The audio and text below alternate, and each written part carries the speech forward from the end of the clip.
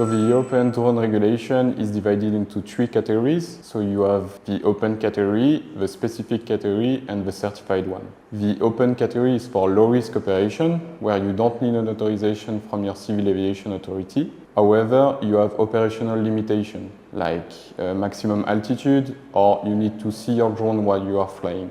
Then you have the specific category. You need an authorization from your civil aviation authority for this category, but you can do almost anything you want, as long as they grant you the authorization.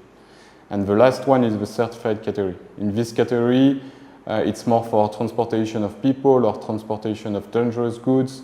It's a high-risk category, I would say. So even if the Elios is a great drone, I don't expect you to fly in this category.